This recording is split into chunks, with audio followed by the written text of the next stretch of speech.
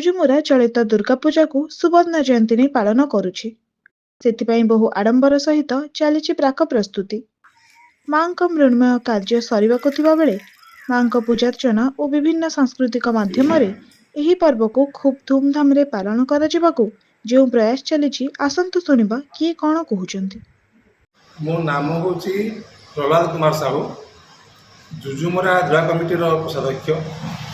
ଏ ବର୍ଷ 10 ତାରିଖ ଦିନ ଆମର କାର୍ଯ୍ୟକ୍ରମ ଅଛି ପିଲାଙ୍କ ଦ୍ୱାରା ଗୀତନାଟ୍ୟ ଏବଂ କୁନି କୁନି ପିଲାଙ୍କ ଡ୍ୟାନ୍ସ।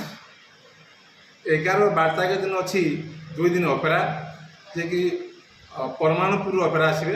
ଆଉ 14 ତାରିଖ ଦିନ ଭସାଣି ଯାତ୍ରା ଅଛି। ଆମେ 8टा मेम्बर गणेश पूजा लक्ष्मी पूजा ना कर्मा कर्मी बोले सेन कथा नहीं हो ये अंचल तो दुर्गा पूजा नहीं है कि दुर्गा पूजा के करूँ बोलो सेन आरंभ कलु दुर्गा पूजा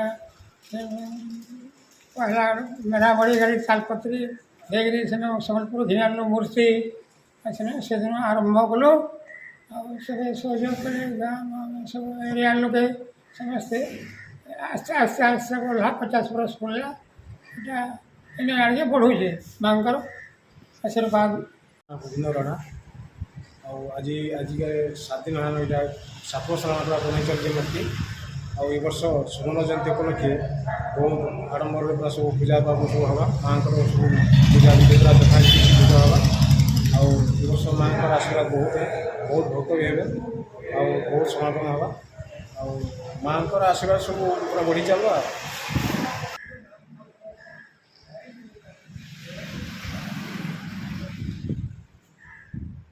संबलपुर जुजुमुरारू राजाराम षडंगी रिपोर्ट।